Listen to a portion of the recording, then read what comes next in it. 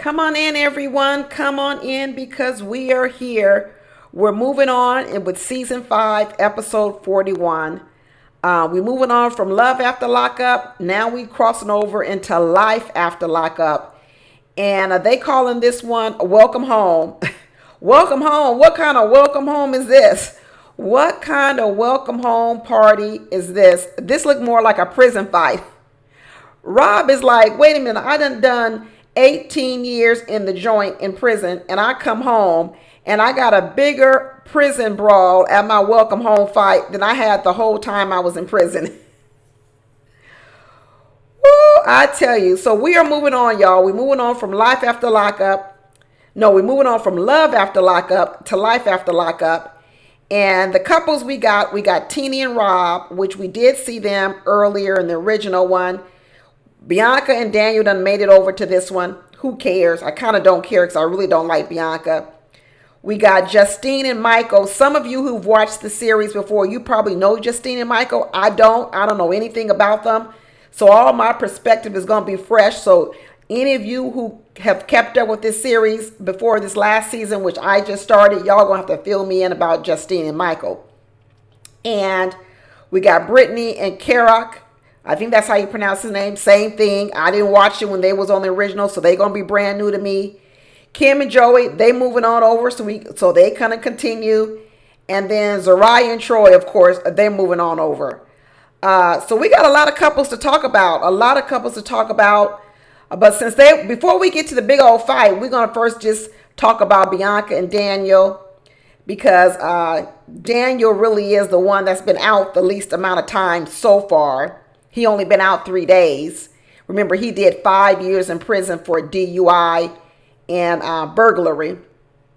And so he's out of prison now. And Bianca got him all to herself. So that way she can start bossing him around too. We said the theme the last whole season of before Life After Lockup was how all these women paid for these prisoners to come out of prison. And then they wanted them to be their slaves. They slaves, do everything for them. And Bianca ain't letting us down because she's continuing the whole tradition of thinking they got a prison slave on their hand. And they both over here talking about how lustful they are. They can't wait to hop in a bed with each other. Because the last time Bianca said she had sex was a year ago.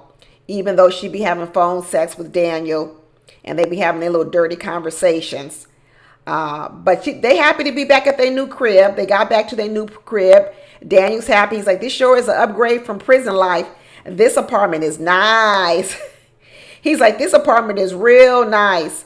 And he said it's been a while since he had sex because when he went into prison, he was a full-on addict. And he said didn't nobody want to have sex with him back then at all, period, anyway. He was thin. He probably got needle arms all over him. Well, nobody trying to have sex with no Daniel. So Daniel said, you know what? He'd been in prison for 5 years. He didn't have no sex before prison. So it's been a long, long time. And Bianca, all she care about is it better be good. Girl, I don't know what you expecting. What are you expecting, Bianca? He been in prison for 5 years. He said he ain't had sex since before then. And all y'all been doing is phone sex. It's going to be quick, just like she said. I sure hope it ain't just 2 pumps. Girl, you better hope it's 2 pumps. He may not even be able to get it in. He may get so excited that, shoot, it'd be a full-on explosion before he even get it in. So, Bianca, I don't know what's going on. I mean, the next morning he's trying to be nice to her. He cooking her breakfast and everything. And then she start with the request. I sure hope this is what you're going to be doing for me every morning. What? Here she go with the prison warden talk that all these people been doing. The prison warden talk. I sure hope you're going to be up every morning cooking me breakfast. Is that what your expectation was, Bianca? She said, yeah, because I done spent $8,000 on you, so you owe me. Bianca, like, I paid $8,000 for you. I paid $8,000 for you. So now you are here to serve me. Then she said, you know what, I want some coffee. He said, yeah, the coffee's made up over there. She go, can you give me a cup? He said, get your own coffee. She goes, why can't you get me the coffee? He's like, get your own coffee. She's, no, why can't you pour me the coffee and pour me some milk in it? Bianca, girl, ugh. I didn't like Bianca on the last Love After Lockup. I definitely ain't liking her now, Life After Lockup. She said, all that I done for you, All the money I spent on you and you can't even get me a cup of coffee? Girl, that ain't the point. It's how you're asking, why you're asking, and this whole sense of entitlement. Remember, I already clocked Bianca and her selfishness when she said to the family of Daniel, listen, I don't care if this man got a drug problem, an alcohol problem. I'm not going to stop doing what I'm doing just to help him get better. She said, I'm going to keep drinking. I'm going to drink as much as I want. Bianca got issues, mental issues. The very fact that the reason why she even got with Daniel is because she had had an accident with a drunk driver. So she sought out a prisoner that also was in prison for a drunk driving offense. That's the man that she got with. I told y'all she got with this man the punishment. And now here it's some psycho business Bianca's doing. I told you Daniel better be afraid, very afraid, because I really believe that Bianca thinks that what she gonna do is she gonna take this man who was drinking and driving. She gonna bring him out on the outside world, and she gonna punish men for everything that happened to her when she was darn near killed by a drunk driver. I know it's crazy for me to think this, but I'm very afraid of Bianca. But you know what? I'm glad Daniel stood up to her. I'm glad Daniel didn't go over there and get her no coffee with no cream in it. I'm sure glad he didn't. Bianca ain't gonna get what she thinks she gonna get. And then she had to turn around and have the nerve to start telling him, why you so mad? Why you so triggered? Girl, you over here trying to gaslight this man. But Daniel was like, you ain't going to manipulate me, little girl. Little girl, you not going to manipulate me. He put his foot down and he said, look at me. Look at me in my eyes, Bianca. This ain't going to work. You're not going to manipulate me, so you might as well stop even trying it. She going to keep trying it. She's bratty. She's bratty. She's not a good person, y'all. I hate to tell y'all, anybody who thinks she is not a good person. Not at all. Not a good person at all. And then we got to meet Justine and Michael. Like I said, this is the first time that I have even had the chance to meet Justine and Michael. And I guess he's already been 6 months out of prison. And he was in prison for drug manufacturing. How long he was in there? So he was drug manufacturing. He wasn't just selling it. He wasn't just distributing it. He must have been cooking it. He was cooking it. He was manufacturing the stuff. And it looks like, you know what, he's out 16 months and they got a whole 6-month-old baby. So he got out of prison and she got pregnant real quick. To have a 6-month-old plus 9 months of the baby in the belly, that means she must have got pregnant really fast. Justine got pregnant really fast. And she's a stay-at-home mom. We find out she's a stay-at-home mom. She got to be. Because between the two of them, they already got 8 kids. 8 kids.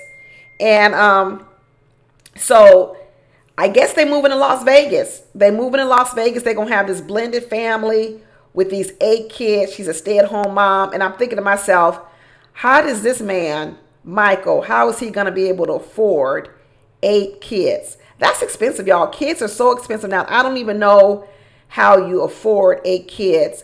But he said he's working now, and he's working as a mover. Really? A mover?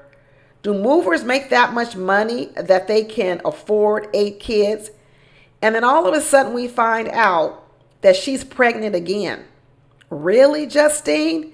You going for your 9th child? I know she's young in terms of having a baby. I think she said she's only about 36 years old.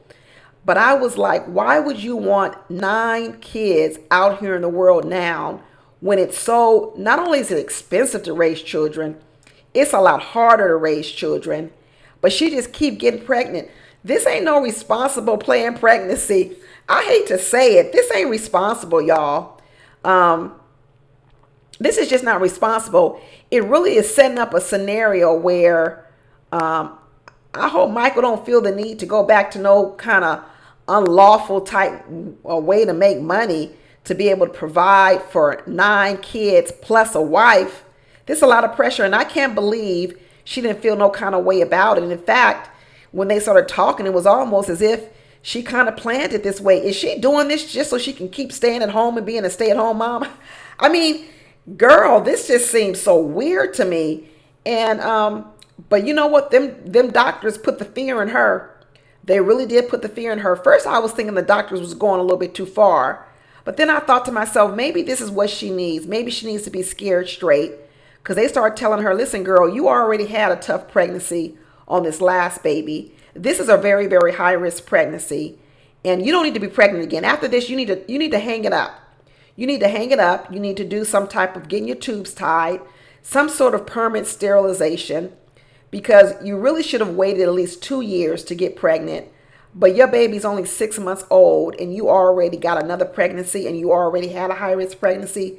These doctors are really trying to give her some truth. And instead of her really thinking about maybe she ought to get her tubes tied, she looks over at Michael and tells him, well, maybe you ought to get a vasectomy. Girl, you the one whose life is in danger. It's your life that's in danger, but yet you're still telling him to get a vasectomy. I don't know. You know what? Like I said, I don't know much about Justine from whatever the last season was. So some of y'all going to have to update me on it. But what I'm seeing of Justine right now, I don't like. I don't like her decision making. These doctors start telling her that she could be on life support. She need to get her will together because anything could go wrong during the birthing of the child. And then what she says is, she says she don't have no will.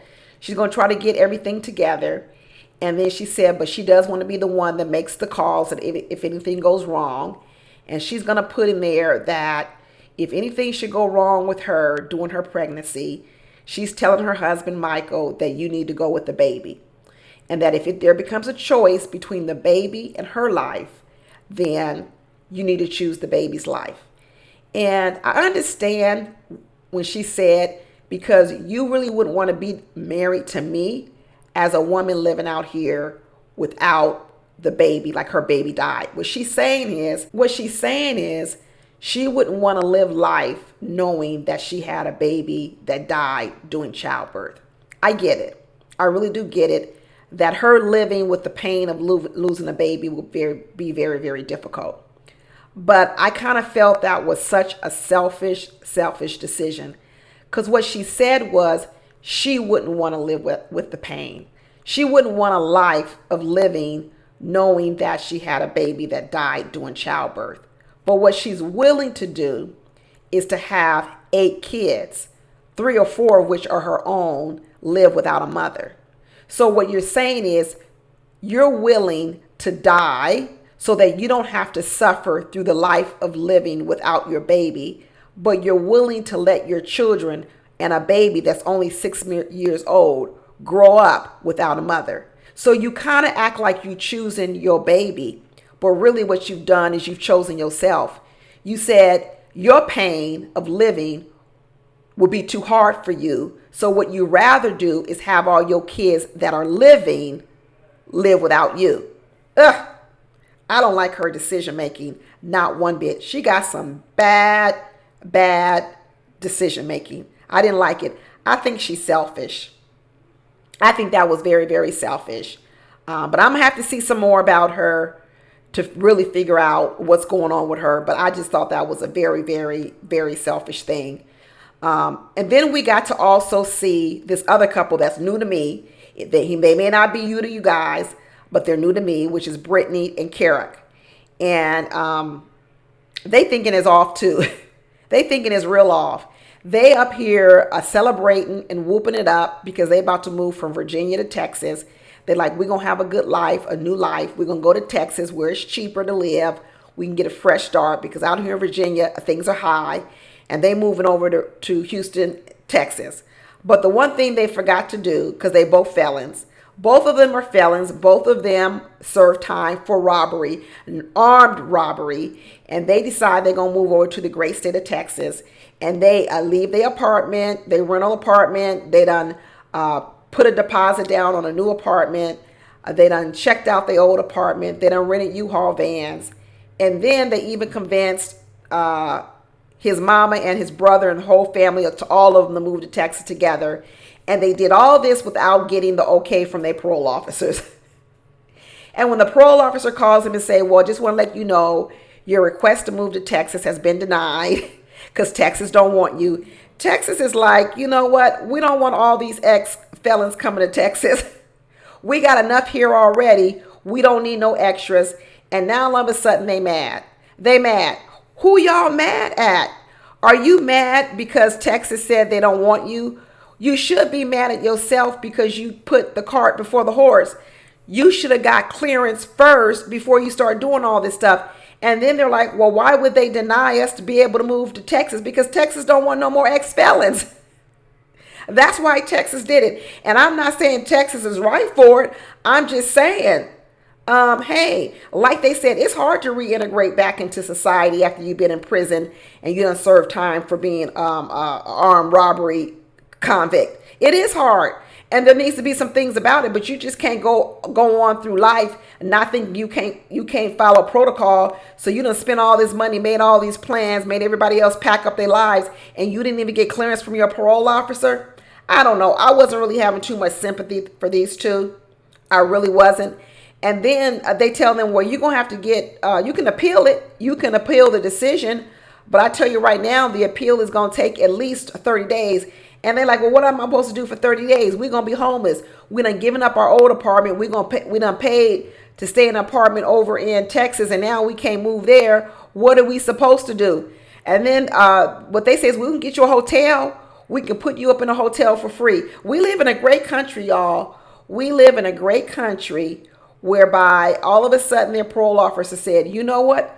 We can put you in a government hotel and you guys can live there for free. And like Britney said, we could save our money and then we can move to Texas after the appeal. They ought to be grateful. Shoot. They ought to be grateful that we live in a country where you can give up an apartment. And then when you call and say, well, I guess I'm going to be homeless, they say, that's all right. We'll pay for you to live somewhere for a month. They need to do that for some of these people out here in LA, because out here in LA, these folks is living on the street. So they better be glad they live in Virginia. Because in California, you wouldn't have got no hotel room. You would have been living on the street in your car. In that little black Mercedes that y'all driving around in, where you went and got your oil change, you would have been on the street in California. Because they ain't going to give you no hotel room. It's too many homeless people out here. They will be like, get in line, take a number. So they better be glad they in Virginia where they got a free hotel room. But what a great state they live in that they could do all that, put the cart before the horse, and still get a shelter over them. But you know what? They weren't too smart. They weren't too smart at all. I did not like the moves they made. So already they living in the real world. They blaming other people and they really should have blamed themselves. And then also they got us caught up on Kim and Joey. They look like they still going strong. And Kim over here finally running out of money trying to pay for the life of Joey. This expensive nanny she got. The one that was running around buying $300 toys and $2,500 rims. And now she running out of money. So she over here trying to have a garage sale to sell all these toys for money. Because Joey over here are spending up all the money. But he said he being a good family man. He is being a good family man. He's getting the kids up, cooking them that microwave food, taking them to school, picking them up. He's doing everything he needs to do to help out Kim while she makes the money at her job, in which we know that she only makes $15 an hour. And now she says they need to buy a house. And the mortgage on the house is going to be $1,500 a month. And they also need a down payment, which is going to be 3%. So she over here trying to sell old clothes, old toys, whatever she can to get her hands on some money. But the real part that really was showing up in this episode was Joey started thinking that one of Kim's sons could possibly be his biological child. Because we come to find out, although we heard a little bit about it before, this Kim, she's something else. Now remember that Kim started messing around with her cousins, this Joey fella, who, remember, Joey was the one that in high school went out with Kim's cousin. That ain't a big deal, no big deal. But I guess the big deal was Joey was Kim's cousin's first. And so Kim's cousin, her name was Tatum, had a little bit of problem with it. But I think the bigger part, not necessarily going out with your cousin's ex from, 12 years ago. It's kind of weird. But the worst part about it was, even back then, Kim said that even when Joey was going out with her cousin Tatum, Joey slept with Kim while he was going out with her cousin Tatum. So basically Kim cheated with Joey while Joey was going out with her cousin. Ugh. Where are they from? I think they're from Eaton, North Carolina or somewhere. Kim ain't got too many, I don't want to call it boundaries. She ain't got that good of high standards. So now we find out that when Kim was with the father of her first child. And supposedly they weren't even married. Okay, this is the new thing we heard. So Kim was she married to a whole nother man, but she was with another man, and he was the father of her first child, I believe. I don't know. I could be messing this story up. I know y'all gonna correct me down in the comments. Please do. The point I'm trying to get to is Kim was with one man, and yet while she was with that man, she started cheating on that man with Joey. So now Joey believes, wait a minute, Kim was sleeping with me and this other man. So it's possible that this baby that Kim had, while this baby that Kim became pregnant with, while both of these men were cheating and sleeping with her, could be Joey's baby. So now Joey want to have a DNA test. And he said, I'm going to get the boy tested. I want to get the boy tested because Kim was obviously sleeping with two men at the same time. And then what happened was, once she found out she was pregnant, Joey went to prison.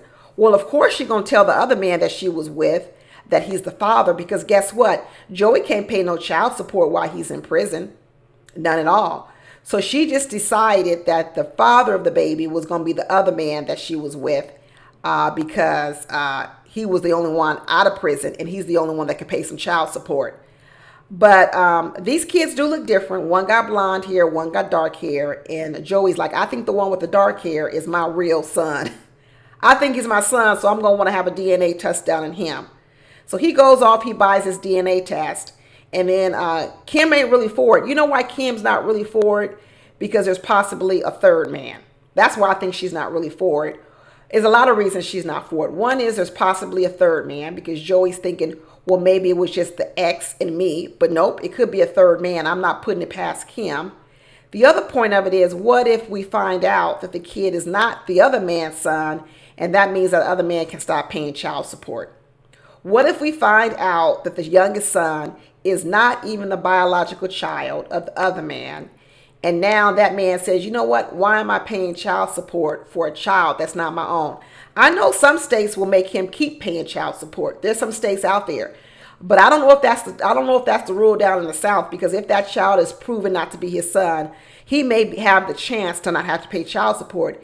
Now, Kim with her $15 an hour job, plus no child support from that man, plus now all Joey's doing is sitting home taking care of the kids, she really going to be in trouble. She going to have to do more than having a garage sale.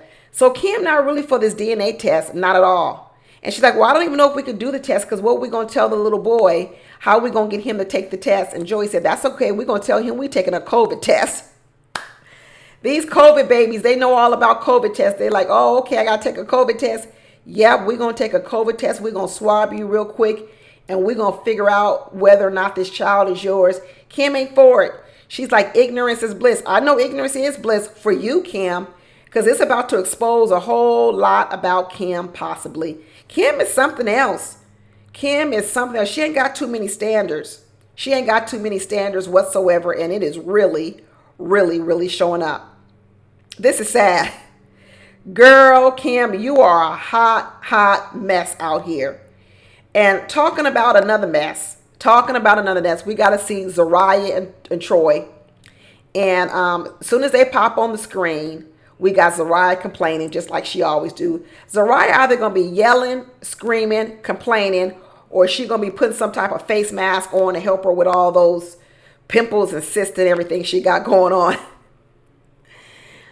Oh my God, Zariah got the same old, she's screaming, she yelling, she running around the house, cussing out Troy. Even her sister is saying how she feels sorry for Troy, that Zariah's mouth is abusive. Her mouth is abusive, and the sister even said it's quite uncomfortable to watch. And the house is tight. So you mean to tell me Zariah just don't cuss out Troy when it's just the two of them? She cussing out Troy when the sister's around, and she doing it when the little boy is around too, her son. Zariah is always going off. She got a chemical imbalance, a hormone imbalance, something. Something is really going on with Troy, and that sister's like, something's really going on with Zariah, and that sister was like, ooh, I feel so sorry for Troy. Just sometimes he looking like a poor, sad puppy, letting Zariah talk to him any old kind of way. But come to find out, Troy and Zariah got this nonprofit business. I don't know. I guess you can't really call it a business when they ain't making no money. But Troy, like, let me roll this blunt real quick before we get to work. And she like, how we gonna go to this work while you all high? He go, I ain't gonna smoke it before work, but I'm gonna set it up so we can smoke it after work. And I said, what kind of nonprofit do the two of them have? What kind of nonprofit business are they actually running? Come to find out, they got a business called Project Heal. And y'all, they offer free mental health and therapeutic support to previously incarcerated people. What the heck? They need to be a patient in their own clinic. How the heck can Zariah and Troy be running a clinic, a nonprofit clinic to help other people, and they're the ones that need to be at a clinic? Like I tell you, we live in a great state, a great country, when we giving grants to people like Zariah and Troy to help out previously incarcerated prisoners, when the two of them is struggling out here and can't get their shit together. Troy said, I'm ready to go on this bit. I'm ready to go to work, be in this business, because this is what I've been doing in the streets anyway. I've been running a business. When you running a whole drug business and you got runners on the street and you got employees and you got people on the payroll and you got to give assignments to and you got to count money and you got to keep books. He said, I know I can run a business. This is just legitimate. The stuff I was doing on the street was illegitimate, but I know how to run a legitimate business too, because it's kind of the same thing. It is true. You know what? I can't hold you, Troy. A lot of the same skills you might need, you do need in a same business. If you use those same skills, you could. The problem is you guys running a nonprofit and y'all ain't making no money. You ain't making no money. You barely can make the rent. You're already behind 2 months in the rent. And Zariah just now telling Troy, not only we 2 months behind in the rent at our office space, rent's about to come up for this apartment and I ain't got that either. We barely made payroll with the doctor and the other clinical therapist. So I don't know what kind of nonprofit we're going to be having, because there ain't no profit in this nonprofit. And I'm going to tell you, when Troy showed up at the office and he got to meet the new doctor, the clinical psychologist, along with the other therapist that was there, and that clinical psychologist said, well, what were you in prison for? And he said, criminal possession and attempted robbery. She looked like she was scared of Troy. She looked like she was shocked. And I kept thinking to myself, how could this doctor, this clinical psychologist, have that sort of reaction to Troy when she's a clinical psychologist for a nonprofit in which these are the very type of people she should be helping? I mean, there was so much judgment on that lady's face. I kept saying, how can she be in a field in which she's judging Troy when Troy is the very type of person she's supposed to be helping? This woman is here for the check. She is here for the check, not for the love of the business, not for really helping people. Because the way both of those ladies looked at Troy, I thought, ugh, this ain't a good look. This ain't a good look. So now you got a nonprofit in which the two people running it need help themselves. And you got a doctor and another therapist that's already judging a past convict straight out the rip. This is a mess. This is a hot mess. No wonder Troy and Zariah is out here in these streets, in the YouTube streets, causing all this problem, acting a fool out here, because these two need a check. Because obviously this nonprofit is not really profiting nothing. They're running out of money. And now all of a sudden, Troy's talking about, I know what I need to do to take care of my family. And I know how to survive on the street. So maybe I need to go back to the street. And he said, I know how to do this. He said, because this is just like running like street operation. And now all I have to do is turn this around. And it's like, just like I had a gang on the street, this office and these employees are going to be like my gang. Well, let me tell you something, Troy. If this nonprofit is like a gang, then Zariah is a rival gang member, because she ain't no gang member on your same gang. She's a rival gang member because she really not doing too much to help you. She really isn't. She making a lot of things worse. She over here talking about she want a wedding and a wedding dress. And girl, you about to get put out your whole apartments. Priorities, Zariah, priorities. You over here getting mad at this man because you feel you've been robbed of a wedding and a wedding dress. But yet your nonprofit's about to go under and you about to get kicked out the apartment and you ain't got no money. Bad decisions, bad decisions, bad. Zariah always making bad decisions then blaming other people. But Troy really is mad. He is mad. He gonna stormed out the house once again. Troy know how to leave the house when he's mad. And Zariah, like, you can't just keep running around and walking outside all mad and all black with your prison ankle bracelet on and a pink do-rag on your head. You're gonna get picked up. You're gonna get picked up out here in Syracuse, New York, when you walking down the street with all black, ankle bracelet, a prison ankle blanket bracelet on your ankle, and a pink do-rag. Boy, you better get back in this house. You better get back in this house. And Troy's like, I don't even know if I could trust Zariah. First, she done lied about cheating on me and having an affair and being unfaithful. Now she lied to me about the whole business of a nonprofit that ain't making no profit. Troy thought he was going to be sitting pretty when he came out of prison. And now we find out, as Zariah says, we $7,000 in debt, and we really ain't got no money to pay these bills coming up. None whatsoever. I don't know what they're going to do. I really hope Troy don't go out here and do nothing stupid. I really hope he don't go out here and do nothing stupid and get himself put back in jail. But he said he going to go and meet up with some buddies and figure out how to make this money pop, because he definitely need to make this money pop. And he said sometimes people do the wrong things for the right reasons. You better rethink that motto, because that's the motto that landed you in prison. That's the motto that landed you in prison. And you better rethink before you go out there and do what you call right things for the wrong reasons. Because the answer to everything can't be to rob somebody. That can't be the answer to everything, Troy. That just because you in a bind, you're going to decide you're going to make somebody else's life a living hell.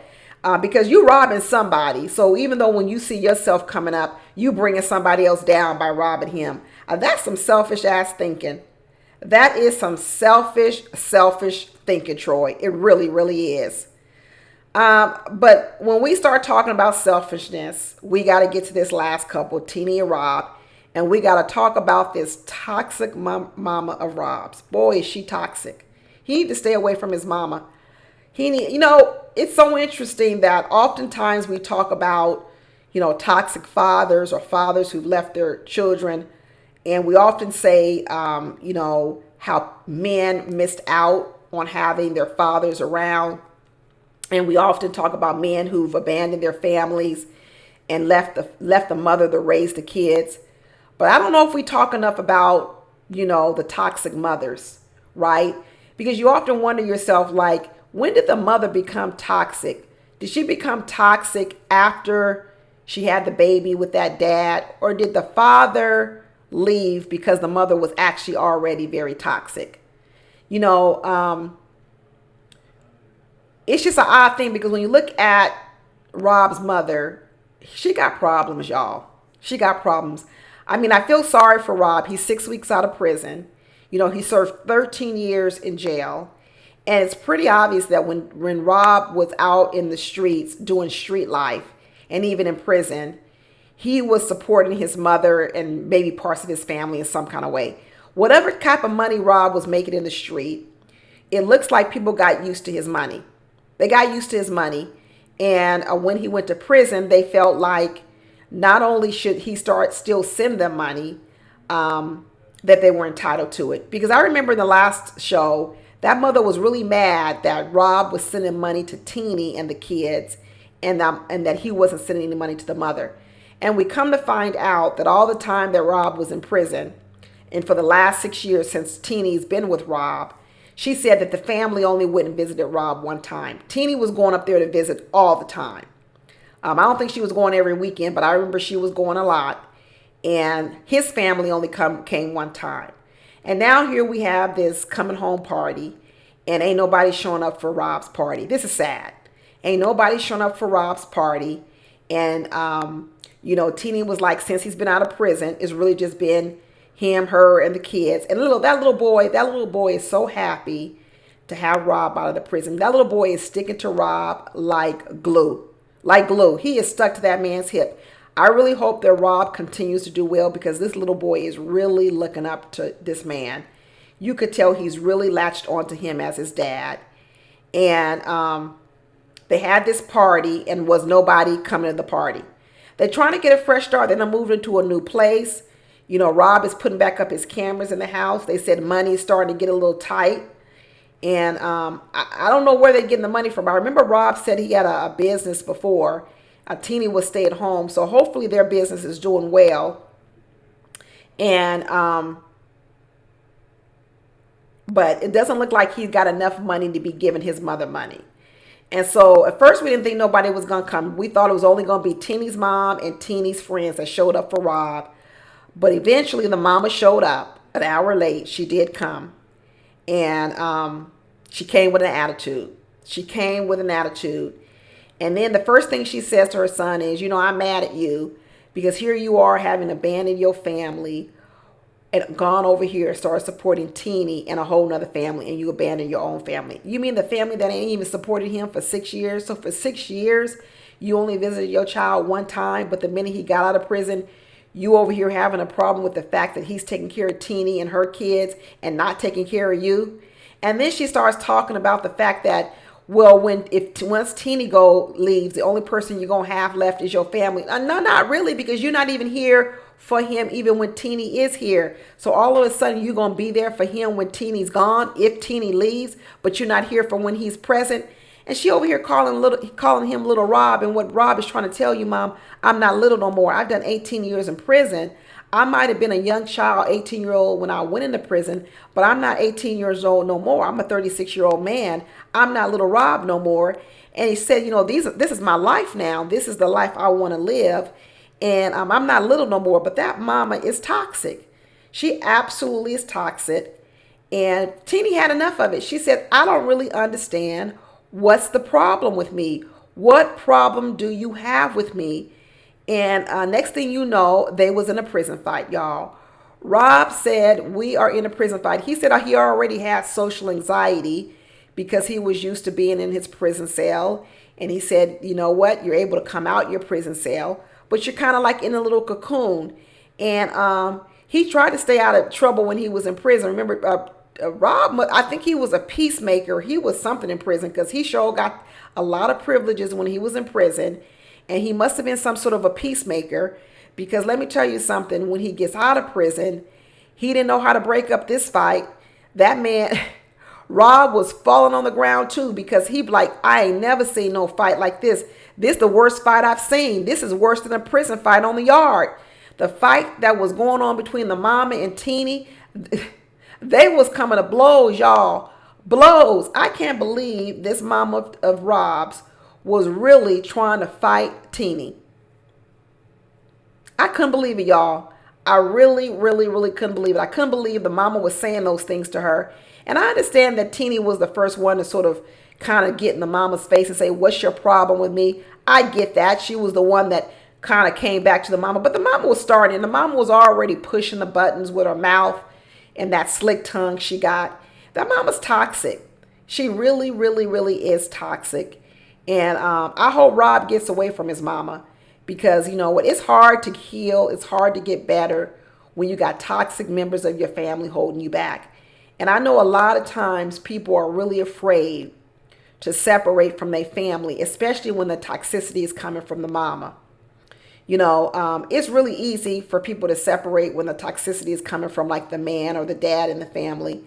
But when it comes to the mama, I think people struggle with it a lot more. But some of these mamas, we've seen it with Troy's mama, Karen. We're seeing it now with Rob's mama, Rob's mama as well. We're seeing a problem over there. And I tell you, it ain't a good look. It ain't a good look at all. It was sad to watch the brawl. It really was sad. And I don't know what's going to become of this. But poor Rob, he was caught in the middle. And next thing you know, he was falling on the ground with everybody else. What a mess. What a hot, hot mess. But anyway, y'all, that's all I got for now. We're going to have to see what happens next week. But hopefully you guys will like the video. Don't forget to subscribe so you get my alerts. Don't forget to leave a comment down in the comment section or in the chat. And I will talk to you next week when we figure out what the hell is going on up in here with life after lockup. Welcome home. Welcome home. Bye, y'all.